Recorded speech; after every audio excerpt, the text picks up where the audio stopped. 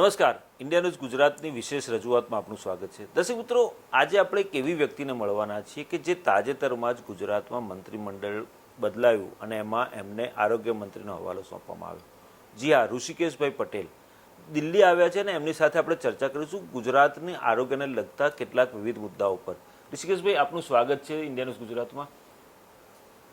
ઋષિકેશભાઈ, પહેલો સવાલ મારો એ છે કે વડાપ્રધાન નરેન્દ્ર મોદી 2014માં પ્રધાનમંત્રીના શપથ લીધા અને પછી લાલ કિલ્લા પરથી તેમણે પહેલું સંબોધન કર્યું. ત્યારે પહેલા એવા વડાપ્રધાન હતા કે જેમણે ભ્રૂણ હત્યાના મામલે ત્યાં આગળથી સ્પીચ આપીને ભ્રૂણ હત્યા અટકાવવા માટેનો ઝુંબેશ શરૂ કરી હતી. અને જે વાત કરી એમાં આડકતરો ઇશારો ડૉક્ટર્સને પણ કર્યો હતો. અને જે પ્રકારની ભ્રૂણ હત્યા થઈ રહી છે અને જે બાળક કહેવાય ગર્લ ચાઇલ્ડ, એને હત્યા કરવામાં આવી હતી, એના મામલે એમણે ગંભીર ચિંતા વ્યક્ત કરી હતી. ને 2015માં પાણીપતથી તેમણે બેટી બચાવો બેટી પઢાઓ, જે આજે સમગ્ર દેશમાં અલગ અલગ રાજ્યોમાં તાલુકામાં બધા પ્રચલિત છે, પરંતુ આપણે ગુજરાતમાં જોવા જઈએ તો ગુજરાતમાં ઘણી સ્થિતિ ખરાબ છે સેક્સ રેશિયોના મામલામાં. આને બાબતે તમારે શું કહેવું છે? ધન્યવાદ.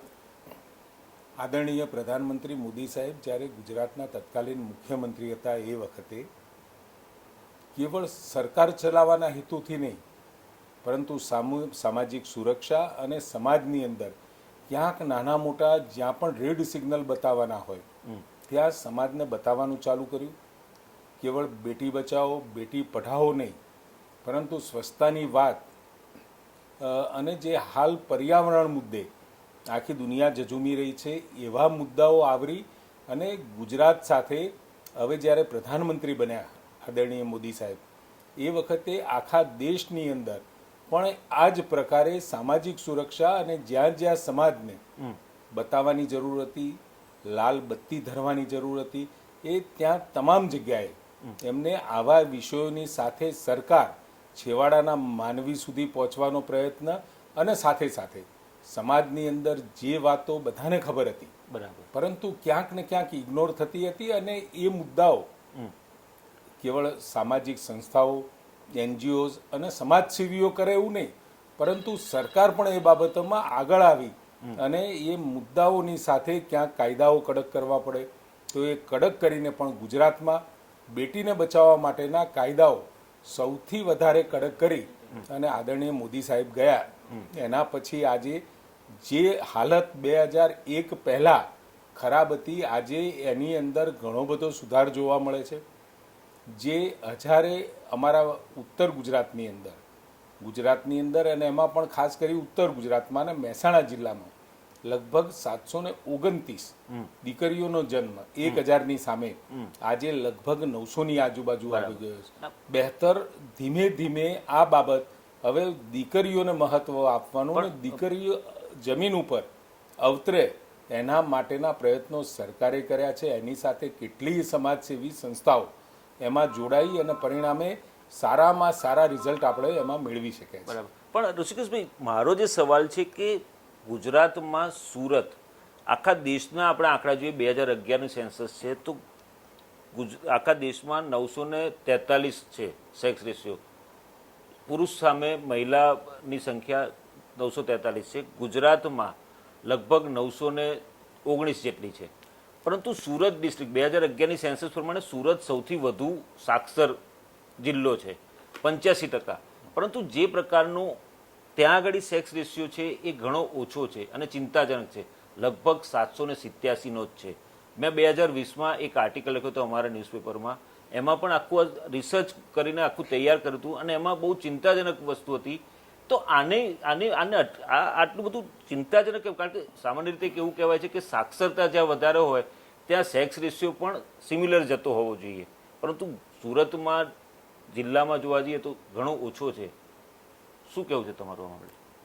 સામાન્ય રીતે જ્યારે પણ કોઈ આંદોલન અથવા તો કોઈ પણ પ્રકારની સામાજિક આંદોલન હોય કરે, કાં તો વાવાઝોડા જેવા પણ જે આવ્યા હોય, એ બધામાં તમે જુઓ તો એમાં એનું પ્રમાણ અને સ્વરૂપ જુદી જુદી જગ્યાએ જુદા જુદા પ્રમાણમાં હોય છે. સમગ્ર ગુજરાતની અંદર જ્યારે 919 થયો ને તમારા કહેવા પ્રમાણે મને આંકડા એક્ઝેક્ટ ખબર નથી, પરંતુ સુરતમાં એ બાબતમાં સેક્સ રેશિયોની બાબતમાં પાછળ છે એવું આપનું કહેવું છે. ના, આ તો ઓફિશિયલ આંકડા છે, સેન્સસના આંકડા છે, એમાં છે આ બધું. મારા જોવામાં નથી આવ્યા, પરંતુ આ બાબતમાં આખા ગુજરાતની બહેતર પરિસ્થિતિ થઈ છે. પરંતુ હજુ પણ બાકીના જિલ્લાઓમાં પણ આ બાબત બહુ વિચારાધીન અને વિચાર માગે એવો આપનો મુદ્દો છે.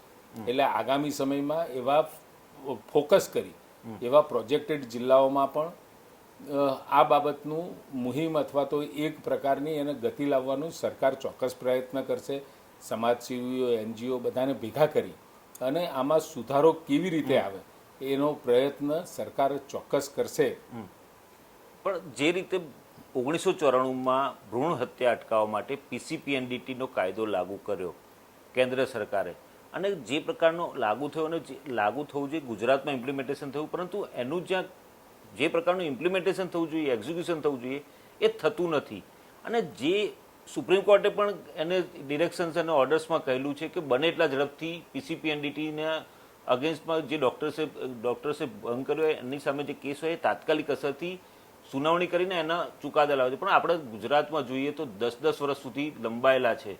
એનું કારણ શું? PCPNDT એક્ટનો અમલ કેમ નથી થઈ રહ્યો સરખી રીતે? આપે પહેલાં કહ્યું એમ 2001 પહેલાંના આંકડા આપે જ આપ્યા, 2001 પછીના તાજેતરના 20ના આંકડા પણ આપ જ આપી રહ્યા છો. આપના ધ્યાનમાં પણ છે. જો એનો અમલ ચોક્કસ પ્રમાણે વ્યવસ્થિત ના થયો હોત, એના ઉપર સરકારે ફોકસ ના કર્યું હોત, ધ્યાન ના આપ્યું હોત, તો આજે 917-18 દીકરીઓ જન્મતી થઈ હોત તો એ ના જન્મતી થઈ હોત. અને આજે પણ કદાચ કેસ વિલંબિત થયા હોય કારણ છે કારણ કે ન્યાયિક પ્રક્રિયામાં હંમેશા એક પછી બીજું સ્ટેપ આપણને મળતું હોય છે, અને એના પરિણામે એક જગ્યાએ ચુકાદો આવ્યા પછી એને આગળ પડકારવાનો સ્વાભાવિક એના હક હોય છે, ન્યાયિક પ્રક્રિયા છે. એના કારણે ક્યાંક વિલંબિત થતું હોય, પરંતુ એના પછી જે તે ડૉક્ટરો ફાઇનલ ચુકાદા પછી ઘણા બધા એવા ડૉક્ટરો છે કે જેમના સોનોગ્રાફી મશીન્સ એમની પ્રેક્ટિસમાં પણ ખૂબ મોટી અસરો એમાં આવી છે. આ તબક્કે તમને રોકવા માંગીશ કે 10 વર્ષ સુધી લાંબો કેસ ચાલ્યો. ઘણા ડૉક્ટર આપણે PCPNDT એક્ટમાં જોગવાઈ છે કે જે ડૉક્ટર સામે કેસ થયો હોય એનું લાયસન્સ એટ અ ટાઈમ રદ કરી દેવામાં આવે છે અને રિન્યૂ નથી થતું. જ્યાં સુધી કેસ ચાલે ત્યાં સુધી રિન્યૂ નથી થતું. પરંતુ આપણા ગુજરાતમાં એવું જોવામાં આવ્યું છે, અને મારી જોડે ઉદાહરણ પણ છે, ઘણા બધા એવા છે કે 10 વર્ષથી વધારે ચાલતો હોય કેસ અને એમના લાયસન્સ રિન્યૂ થયા હોય, એમના મેટર્નિટી હોમના, એમના હોસ્પિટલ્સના, એ ડૉક્ટર્સના PCPNDT એક્ટ હેઠળ લાયસન્સ રિન્યૂ થયેલા પણ કિસ્સાઓ છે. શું કહેવું છે? જ્યાં સુધી આખી ન્યાયિક પ્રક્રિયામાં અને જે ચેકલિસ્ટ પ્રમાણે એ ડૉક્ટરે યોગ્ય પ્રમાણમાં એ સોનોગ્રાફી અથવા તો સેક્સ, જે ગાયનેક ડૉક્ટરોની સ્પેસિફિક વાત કરું તો એમાં સોનોગ્રાફી સ્વાભાવિક કોઈ પણ દીકરી અથવા તો કોઈ પણ સ્ત્રી જ્યારે ગર્ભવતી હોય એટલે ઘણા બધા કારણોસર એના સોનોગ્રાફી દ્વારા એનું ચેકિંગ કરવું પડતું હોય છે. અને એમાં પણ ખાસ કરી જ્યારે કાગળોની અપૂરતાના કારણે આ કેસ થતા હોય, ક્યાંક ટેકનિકલી ક્યાંક મુશ્કેલી આવતી હોય, અને એ જ્યાં સુધી ફાઇનલ વર્ડિક્ટ ના આવે ત્યાં સુધી એને ત્યાં સુધી અટકાવી રાખવો પણ યોગ્ય નથી.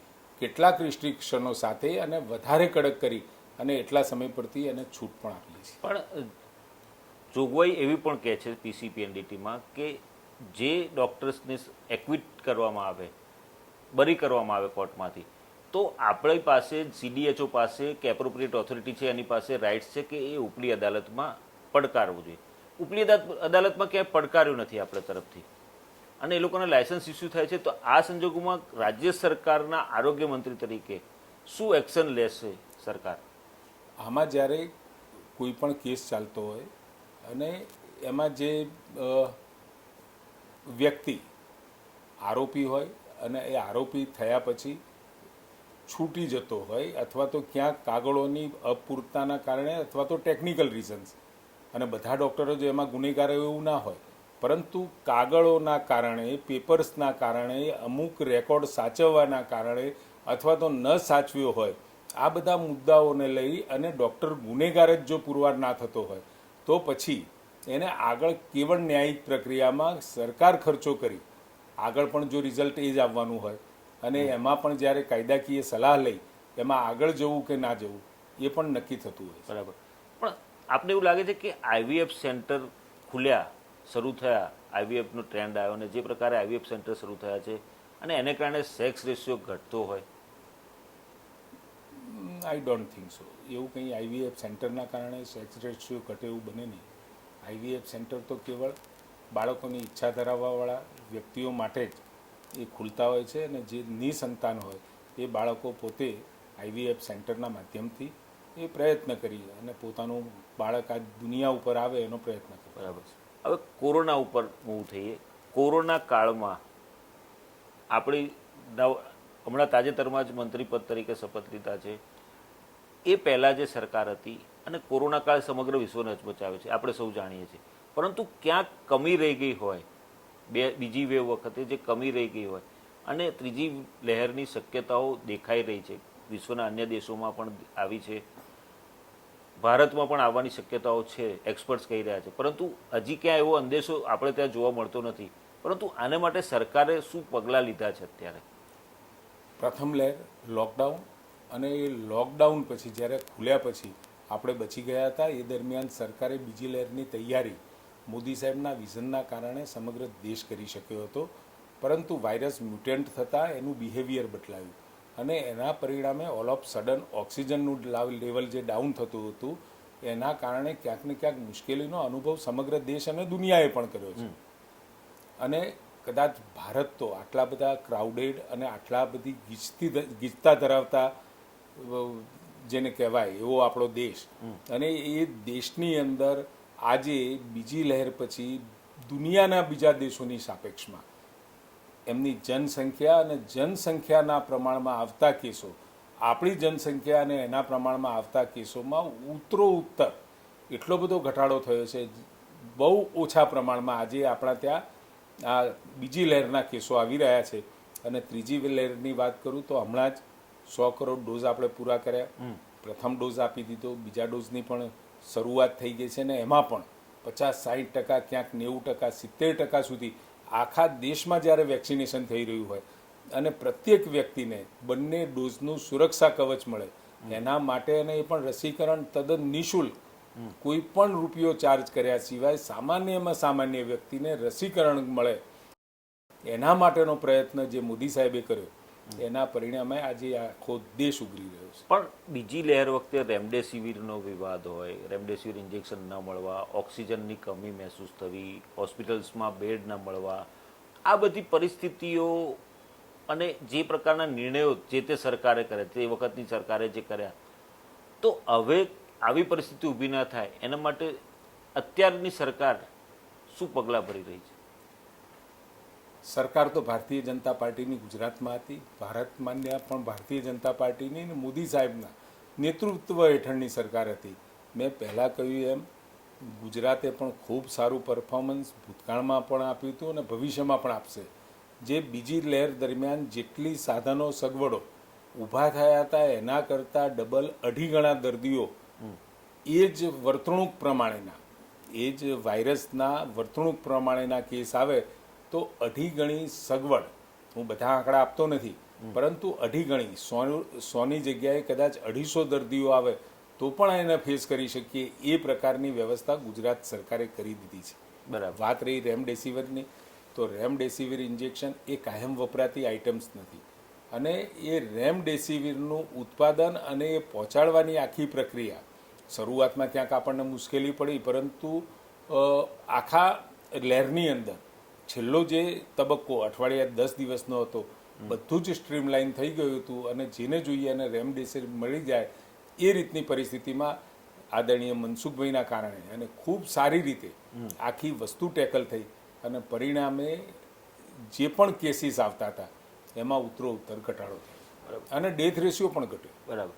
હવે જે પ્રકારની રસીકરણની પ્રક્રિયા છે, રસીકરણની પ્રક્રિયા જે થવી જોઈએ જે ગતિથી, એ ગતિથી થાય છે, પરંતુ હજી ઘણા લોકો ઉદાસીન છે. તો આ ઉદાસીન લોકો માટે શું સંદેશો આપશો? સરકારનો પ્રયત્ન છે જેમને રસી નથી લીધી એમને સમજાવીને પણ રસી આપવી, પહેલો અને બીજો બંને ડોઝ આપી દેવા. એમાં NGOs મદદ કરી રહ્યા છે અને મેડિકલ એસોસિએશનના ડૉક્ટરો અને બીજી ઘણી બધી સેવાભાવી સંસ્થાઓ અને સરકાર આ તમામનો સહયોગ દ્વારા આખું રસીકરણનો કાર્યક્રમ ચોક્કસ સફળ થશે. ચોક્કસ. ખૂબ ખૂબ આભાર ઋષિકેશભાઈ. તો દર્શક મિત્રો, જે રીતે આરોગ્ય મંત્રી ઋષિકેશભાઈએ કહ્યું કે જે સેક્સ રેશિયો છે એ મામલામાં ક્યાંય પણ કચાશ હશે, ક્યાંક ક્ષતિ હશે, તેને સુધારવાનો અને તે સંદર્ભમાં આગળ વધશે અને સરકાર એ પ્રમાણે પગલાં લેશે. અને સાથે સાથે કોરોનાની બીજી લહેર પછી જે ત્રીજી લહેરની શક્યતાઓ દેખાઈ રહી છે, ત્યારે આ બાબતે પણ સરકારે ગંભીરતાપૂર્વક અગમચેતીના પગલાં લીધા છે અને આવનારા દિવસોમાં આ બધી જે કોરોનાનો જો વાયરસ ફેલાય અને એ લોકોને અસર કરે, સંક્રમણ ફેલાય, તો એ દરમિયાન લોકોને સરળતાથી આરોગ્યની સુવિધાઓ મળી રહે, લોકોને તાત્કાલિક સારવાર મળી રહે, એ માટેની સુવિધાઓ સરકાર દ્વારા ઊભી કરવામાં આવી છે. દર્શક મિત્રો, આ હતી અમારી વિશેષ રજૂઆત. વધુ સમાચાર અપડેટ્સ માટે જોતા રહો ઇન્ડિયા ન્યૂઝ ગુજરાત, ગુજરાતી ધડકન. નમસ્કાર.